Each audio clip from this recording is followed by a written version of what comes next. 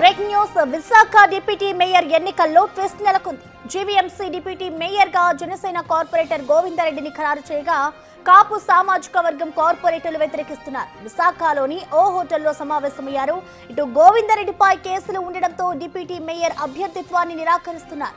యాదవ సామాజిక వర్గానికి చెందిన ఎవరికి ఇచ్చినా అభ్యంతరం లేదంటున్నారు కార్పొరేటర్లు.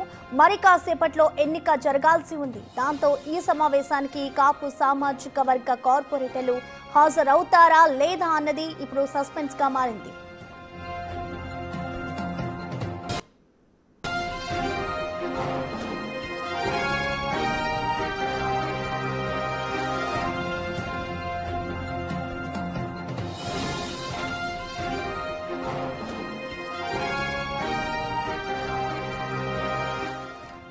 విశాఖ డిప్యూటీ మేయర్ ఎన్నికల్లో అయితే ట్విస్ట్ నెలకొందని చెప్పుకోవాలి. ఇటు జీవీఎంసీ డిప్యూటీ మేయర్ గా జనసేన కార్పొరేటర్ గోవిందరెడ్డిని ఖరారు చేయగా ఇటు కాపు సామాజిక వర్గం అయితే ఆయనను వ్యతిరేకిస్తూ వస్తుంది. ఇటు యాదవ సామాజిక వర్గానికి సంబంధించిన ఎవరికి ఇచ్చినా కూడా మాకు అభ్యంతరం లేదు అంటూ కూడా ఇటు కార్పొరేటర్లు చెప్పుకొస్తున్నారు. మరోవైపు చూసుకుంటే ఇటు వీళ్ళందరూ కూడా ఇటు విశాఖలో సమావేశమయ్యారు. ఇటు గోవిందరెడ్డిపై కూడా కేసులు ఉండడంతోనే ఇటు డిప్యూటీ మేయర్ అభ్యర్థిత్వాన్ని నిరాకరిస్తున్నారు అంటూ కూడా తెలుస్తోంది. ఇటు డిప్యూటీ మేయర్ ఎన్నికల్లో అయితే మొత్తంగా ట్విస్ట్ నెలకొందని చెప్పుకోవాలి.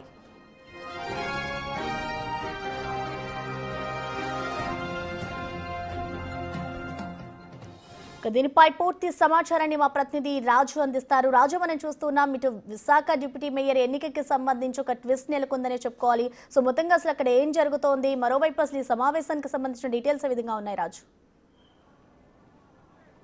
11 గంటలకి విశాఖ జీవీఎంసీ కౌన్సిల్ సమావేశం జరగాల్సినటువంటిది అయితే ఉంది. కానీ ఇప్పుడు సమయం 11 అయింది. ఇప్పటి వరకు కార్పొరేటర్లు ఎవరో కూడా జీవీఎంసీ కౌన్సిల్ దగ్గరికి వచ్చినటువంటి పరిస్థితి అయితే లేదు. ఎందుకంటే ఈరోజు ఆ డిప్యూటీ మేయర్ ఎన్నికకు సంబంధించి ఇప్పటి వరకు ఒక ఉత్కంఠ ఉంది. ఎవరు డిప్యూటీ మేయర్ అటు టీడీపీ నుంచి ఉంటారా లేదా జనసేన పార్టీ నుంచి ఉంటారా అనేది ఒక ఉత్కంఠ అయితే నెలకొన్నటువంటి పరిస్థితి అయితే ఉంది. ఇప్పటి వరకు పేరు ప్రకటించకుండా ఉన్నారు. అయితే 15 నిమిషాల క్రితం మాత్రము అటు జనసేన పార్టీ 64వ కార్పొరేటర్ దల్లి గోవిందరెడ్డిని డిప్యూటీ మేయర్ అనౌన్స్ చేసినటువంటి పరిస్థితి అయితే ఉంది. కానీ ఆ పేరు అనౌన్స్ చేసినంత వరకు కూడా కొంతవరకు ఉత్కంఠ అయితే నెలకొంది. ఎందుకంటే ముఖ్యంగా చూస్తే 14 మంది వైసీపీ నుంచి జనసేన పార్టీలో కార్పొరేటర్లు జాయిన్ అయ్యారు. వాళ్ళలో కూడా చాలా మంది ఆశావాహులు ఉన్నారు. అదేవిధంగా టీడీపీ నుంచి కూడా ఆశావాహులు ఉన్నారు. ఆశావాహుల లిస్టు దాదాపుగా మొత్తం 20 మందికి పైనే ఉంది. కానీ 20 మందిని కాదని అటు జనసేన పార్టీకి సంబంధించినటువంటి దల్లి గోవిందరెడ్డి పేరుని కూటమి సంబంధించినటువంటి నాయకులు అయితే ప్రకటించినటువంటి పరిస్థితి ఉంది.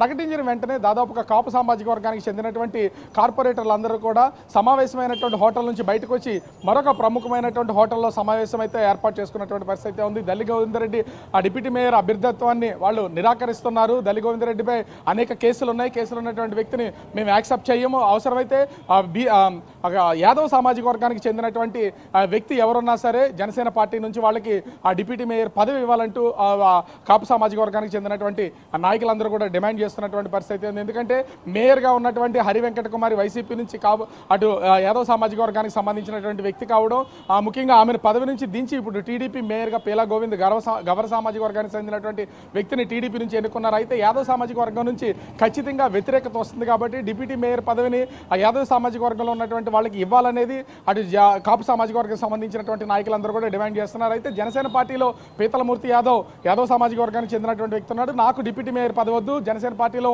గెలిచినటువంటి ఏ ఒక్కరికైనా ఇవ్వాలని ముందు నుంచి అటు జనసేన అధిష్టానానికి లేఖలు రాస్తూ వచ్చినటువంటి పరిస్థితి ఉంది. ఈ నేపథ్యంలోనే ప్రస్తుతం పీతలమూర్తి యాదవ్ని పక్కన పెడితే యాదవ్ సామాజిక వర్గానికి చెందినటువంటి వాళ్ళు ఎవరో లేకపోవడంతో అవసరమైతే బీజేపీకి అయినా సరే ఉన్నటువంటి వాళ్ళల్లో డిప్యూటీ మేయర్ పదవి ఇవ్వాలి, అంతేగాని దల్లి గోవిందరెడ్డికి ఇస్తే మాత్రం మేము ఓటేసే ప్రసక్తే లేదని మొరాయించినటువంటి పరిస్థితి ఉంది. ప్రస్తుతం అయితే దాదాపుగా కాపు సామాజిక వర్గానికి సంబంధించినటువంటి వాళ్ళు దల్లి గోవిందరెడ్డిని వ్యతిరేకిస్తున్నటువంటి వాళ్ళందరూ కూడా ప్రస్తుతం ఒక హోటల్లో సమావేశం అయ్యారు.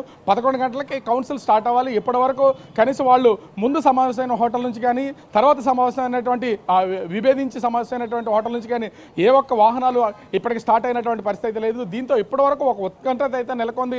ఎవరు డిప్యూటీ మేయర్ అవుతారని ఇప్పుడు దల్లి గోవిందరెడ్డి పేరుని ప్రకటించిన తర్వాత ఇప్పుడు అది ఒక వివాదంగా మారినటువంటి పరిస్థితి ఉంది. మరి ఇప్పటికే అటు టీడీపీ కూటమికి సంబంధించి జనసేన పార్టీ, బీజేపీ పార్టీ, అదేవిధంగా టీడీపీ 3 సమావేశమై నిర్ణయించుకుని పేరుని ప్రకటించిన తర్వాత ఈ వివాదం అయితే నెలకొన్నటువంటి పరిస్థితి ఉంది. మరి పార్టీలు అధిష్టానం ఒక నిర్ణయం తీసుకున్న తర్వాత ఆ కార్పొరేటర్లు అందరూ కూడా దీంట్లో ఖచ్చితంగా పాటించాల్సినటువంటి పరిస్థితి అయితే ఉంది. అయితే దీనిలో మేజర్గా ఉన్నటువంటి కార్పొరేటర్లు అందరూ కూడా వైసీపీ నుంచి వచ్చినటువంటి వాళ్ళు కావడంతో ఈ వివాదానికి ఆజ్యం పోసినటువంటిది. మరి దల్లి గోవిందరెడ్డికి సంబంధించినటువంటి అభ్యర్థిత్వాన్ని వాళ్ళు ఏకగ్రీవంగా ఎన్నిక చేసినటువంటి నేపథ్యంలో అంగీకరిస్తారా లేదనేది చూడాల్సినటువంటి పరిస్థితి ఉంది. మరి కొద్దిసేపట్లో మొత్తం కార్పొరేటర్లు అందరూ కూడా 56 మంది కార్పొరేటర్స్ కోరం అయితే ఉండాలి. 56 మంది కార్పొరేటర్స్ ఇక్కడికి వస్తే ఖచ్చితంగా దల్లి గోవిందరెడ్డి డిప్యూటీ మేయర్కి ఎన్నికయ్యే అవకాశం ఉంటుంది.